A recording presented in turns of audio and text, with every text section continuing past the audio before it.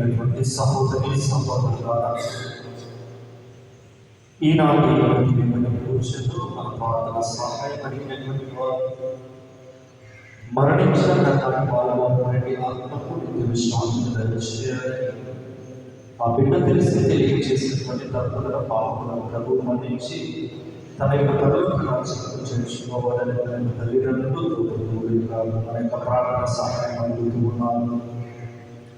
అదేవిధంగా ఈరోజు మా దైవజనులు అమెరికా దేశానికి తిరిగి వెళ్ళుచుండగా లాభు జాన్సన్, సుకన్య, అక్షయ రక్షిత వారి ప్రయాణాలలో దేవుని తోడుగా ఉండి వెన్నుండి నడిపించాలని, వారి ఉద్యోగాలలో చదువులో దేవుని తోడుగా ఉండాలని, మంచి ఆయుధాలుగా నడిపించాలని ప్రార్థించాను. అదేవిధంగా ఇక్కడ చేరిన మనందరూ కూడా మనకు వ్యక్తిగత అవసరాలను ప్రభుత్వం సమర్పించి మనలో దేవుడు శాంతి సమాధానం దయచేయాలని ప్రార్థన చేస్తున్నాం.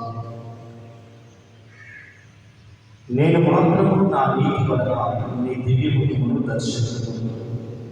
నేను బయటకున్నప్పుడు నీ దివ్య ముఖమును కాల్చి సంతృప్తి చేయగలను.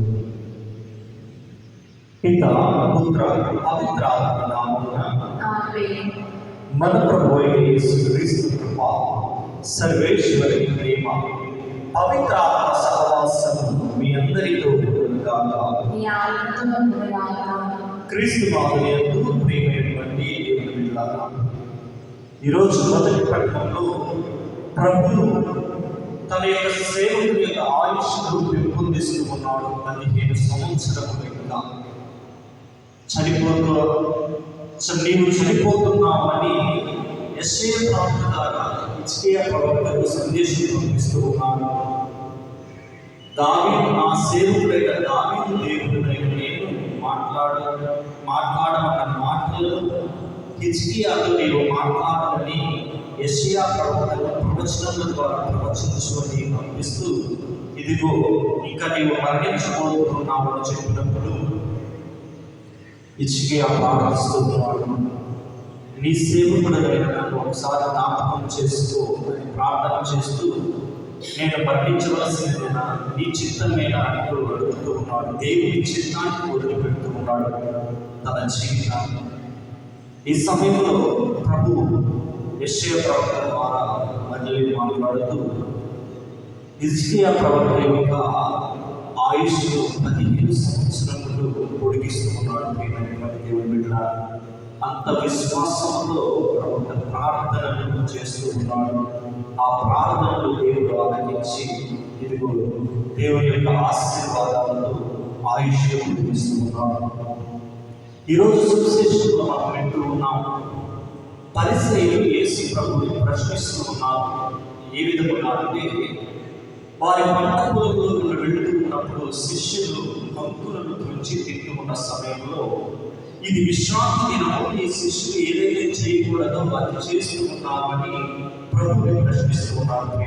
దేవుని బిడ్డలారా, ఈరోజు సువిశేష పట్టణం మొదటి పట్టణంలో మనం విన్న రీతిగా, నా సేవకుడు దావీదు దేవుడైన నేను మాట్లాడుతున్నానని ప్రభు అన్న మాటలు విన్నాను. ఇక్కడ సువిశేష పట్టణంలో ప్రభు అంటున్నాడు, దావీదు రాజే తన శిష్యులు కలిసి అర్చనలు తప్ప ఎన్నో తినకూడని నైవేద్యపు రొట్టెలను తిన్నారు కదా అని ఆ దావీదు గురించి తెలియజేస్తూ దేవుని యొక్క ధర్మశాస్త్రాన్ని వివరిస్తూ ఉన్నారు. దేవుడు విశ్రాంతి దినము మనం పాటించవలసినది.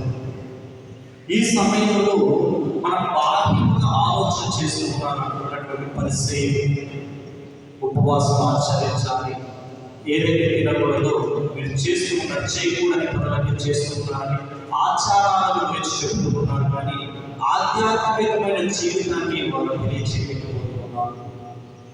కానీ ప్రభు ఈరోజు మాట్లాడుతున్నారు, ఎటువంటి ఆలోచన కలిగి నీవు దేవుని సన్నిధికి వచ్చావు, కేవలం ఆచారాలు మాత్రమేనా, ఆధ్యాత్మికత మన జీవితంలో ఉన్నదా లేదా అని ఆలోచన చేస్తూ ఈరోజు వచ్చిన ప్రత్యేక రీతిగా ప్రార్థన చేద్దాం.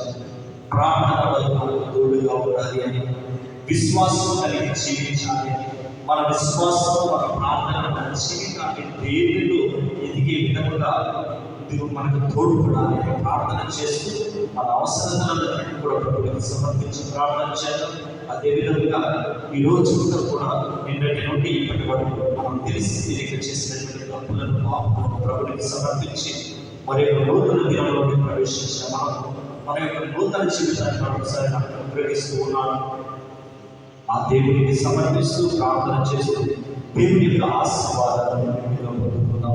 మనం చేసినటువంటి తప్పులు పాపములుగాను ప్రాయశ్చిత్తంగా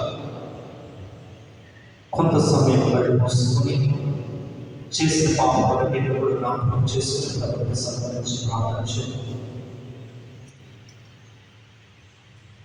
సర్వశక్తిగా సర్వేశ్వరుని చేతులలో సముద్రయ సౌలులారా, నీ చేతులను నా పాపములను కొలుచున్నాను.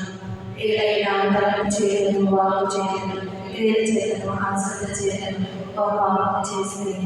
ఇది నా తప్పు, ఇది నా తప్పు, ఇది నా గొప్ప తప్పు. అది జీవుల పరిశుద్ధమని సకల దూరంలో సహోదరి సహోదరులారా, మీరు నా కొరకు సర్వేశ్వరిని ప్రార్థన పరిగణిస్తున్నాను.